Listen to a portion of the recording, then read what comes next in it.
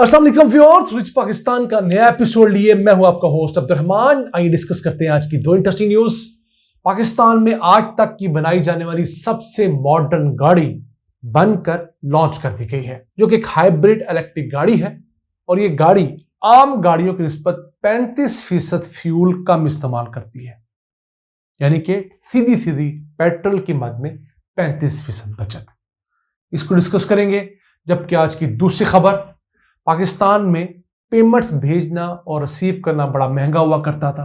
फिर इस सिलसिले में स्टेट बैंक ऑफ पाकिस्तान ने एक रास्त का पोर्टफोलियो दिया, जिसके तहत आप फ्री ऑफ कॉस्ट किसी को भी अपने अकाउंट से पैसे भिजवा सकते हैं, रिसीव कर सकते हैं, लाखों रुपए रोजाना।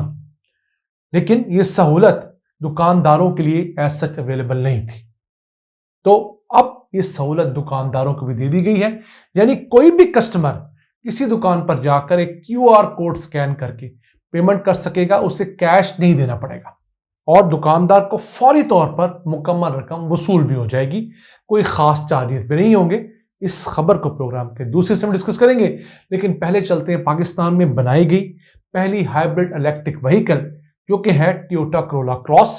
एक SUV गाड़ी है, 1800 सीसी गाड़ी है, जिसके ज्यादातर स्पेयर पार्ट्स पाकिस्तान में बनाए गए हैं और टोयोटा ने इसे लॉन्च किया है। और इसकी जो माइलेज है 1 लीटर पेट्रोल के ऊपर, वो शहर में 18 किलोमीटर है, और अगर आप इसको लॉन्ग रूट पे ले जाएं, हाईवे मोटर पे ले जाएं, तो 20 किलोमीटर 1 लीटर में ये ट्रैवल करती है। अब पाकिस्तान में ऐसी गाड़ियां जो कि 1800 सीसी हैं, उनकी माइलेज 12 से 13 किलोमीटर एवरेज होती है। तो कहां 13 किलोमीटर और कहां 20 किलोमीटर फी लीटर, 35% का इजाफा है। यानी अगर आपका 10,000 रुपए का पेट्रोल लगना है, तो उसमें सीधी सीधी 3,500 रुपए की बचत है। आप इसको मल्टीप्लाई कर लें 1 साल की बचत पे अपने यूजेज के हिसाब से, तो बड़ी डेवलपमेंट है। और फिर टोयोटा कंपनी का क्लेम यह है कि इस हाइब्रिड इलेक्ट्रिक गाड़ी का हमने पूरा सिस्टम पाकिस्तान में लगाया है, उसके ऊपर हमने $100 मिलियन खर्च किए हैं।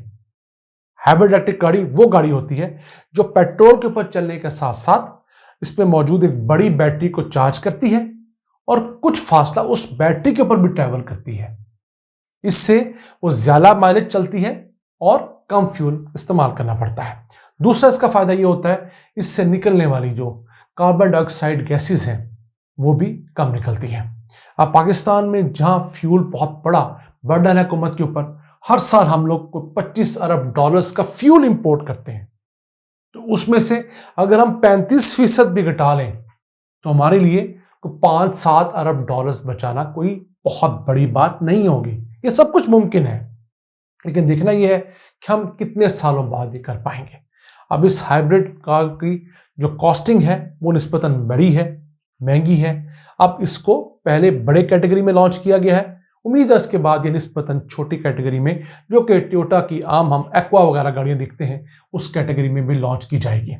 और क्लेम ये है कि ये 4th जनरेशन की गाड़ी है और इसके जो ज्यादातर पार्ट्स हैं वो पाकिस्तान में बनाए गए हैं और इसको मेक इन पाकिस्तान का भी एक टाइटल दिया गया है। और ये ऐसी गाड़ी है जो कि highest ever localized hybrid electric गाड़ी है। इसकी ये खासियत है। हम इस बात पर जरूर टोयोटा को खराज तहसीन पेश करेंगे। जब हम हर दफा उनकी गलत कार्यों पर तनकीद करते हैं तो हम उनको थोड़ा सपोर्ट भी करते हैं इस तरह के अच्छे स्टेप्स पे, और ये भी कहेंगे कि वो बाकी तमाम गाड़ियां भी पाकिस्तान में अब बनाना शुरू करें। उनको इस मुल्क में आए हुए 40 साल से ज्यादा हो चुके हैं। उनके पास 50 मुख्तलिफ पार्ट्स बनाने के लिए मैन्युफैक्चरर हैं, उनको 70 कर लें तो सारी गाड़ियां पाकिस्तान में बन जाएंगी। 55 से 11 उनके पास डीलरशिप्स हैं। 4.5 लाख जॉब्स अगर ये पाकिस्तान में पैदा करने का क्लेम करते हैं, तो ये जॉब्स बढ़ाकर 10 लाख भी कर सकते हैं। ये इस मुल्क के अंदर इंजन बना सकते हैं, ट्रांसमिशन बना सकते हैं, हर चीज बना सकते हैं, बशर्ते इन कंपनियों की नीयत हो और हुकूमत इन पर फोकस करके ये काम जरूर करवाए। आइए चलते हैं आज की दूसरी आम खबर की तरफ। पाकिस्तान में रास्त का अकाउंट एक ऐसा अकाउंट है जिसके तहत आप अपना कोई भी बैंक अकाउंट अपने मोबाइल नंबर पर शिफ्ट कर सकते हैं। यानी आपको अपने बैंक अकाउंट के 14 डिजिट याद रखने की जरूरत नहीं है। आपने अपना बैंक अकाउंट खुलवाने के लिए जो मोबाइल नंबर यानी कि सिम नंबर दिया था, वही आप अपना अकाउंट नंबर बनवा सकते हैं। उसका फायदा क्या है? आपने किसी से पैसे मंगवाने हैं या भिजवाने हैं तो आपको 14 डिजिट का अकाउंट नंबर याद रखने की जरूरत नहीं, जो अक्सर इंसान भूल जाता है और अक्सर अगला बंदा भी उसे डायल करते हुए गलती कर जाता है। आप सिंपल उसे कहें कि मेरा ये मोबाइल नंबर आप डालें।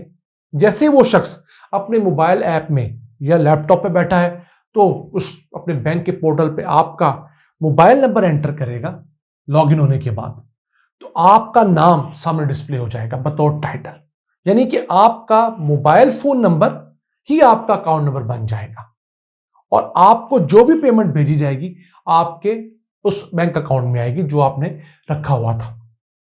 इससे बहुत सारी चीजें आसान हुई हैं। मैंने बहुत सारी चीजें इससे आसान अपनी जात के लिए की हैं। मैं किसी को पैसे मंगवाने के लिए अपना मोबाइल नंबर भेजता हूं, पैसे आ जाते हैं और इस मामले में सब कुछ फ्री है, यानी कि एक रास्त अकाउंट से दूसरे रास्त अकाउंट में अगर पैसे भेजते हैं मुकम्मल तौर पर फ्री है और रोजाना के 5 लाख रुपए तक भेज सकते हैं।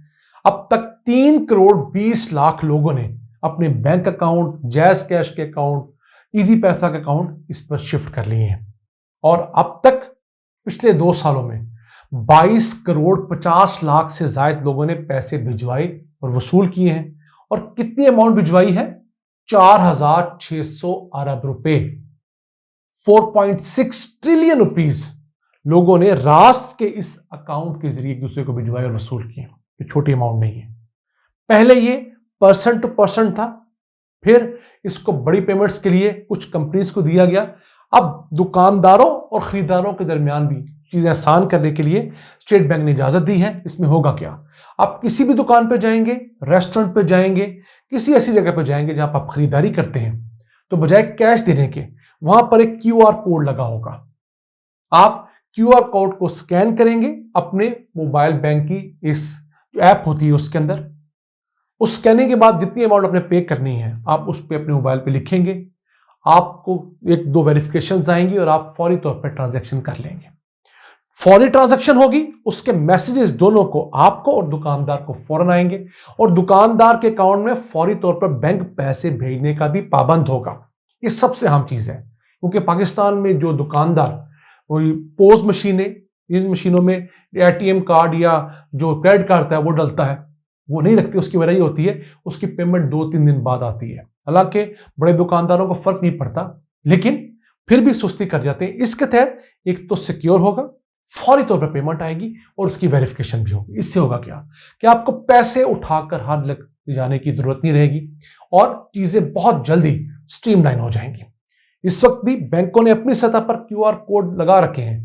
जैज कैश वालों ने अपना क्यूआर कोड दिया हुआ है, एचबीएल ने अपना दिया हुआ है, लेकिन अब जो होगा वो एक ही क्यूआर कोड होगा रास्त का। वो हर बैंक के लिए अप्लाई होगा। आप किसी भी मोबाइल बैंक की जो ऐप से उसे स्कैन करेंगे तो सारा डाटा उस दुकानदार का आपके मोबाइल में शो हो रहा होगा। आप जितनी अमाउंट पे करना चाहेंगे, खा 100 रुपया है, खा लाख रुपया है, खा 5 लाख रुपया है, आप वहां पर पे करेंगे।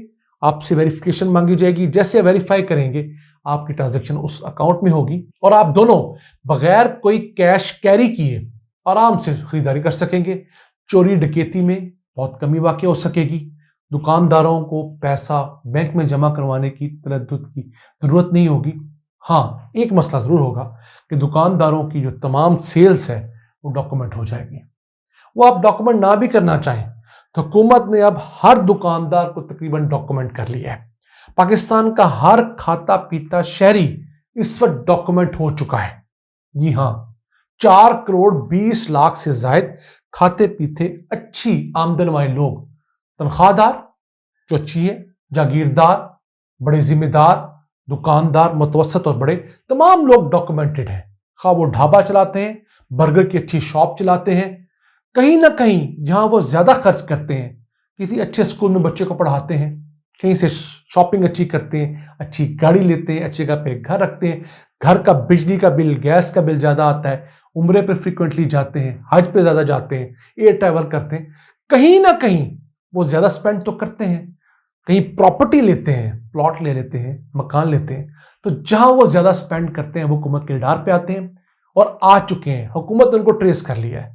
तो इससे पहले कि हुकूमत आपको पढ़ ले, आप खुद से टैक्स नेट में आइए, इनकम टैक्स दीजिए और पाकिस्तान की तरक्की में अपना हाथ बटाइए। आज के लिए इतना ही। अपने मेजबान अब्दुल रहमान को इजाजत दीजिए। अल्लाह निगहबान।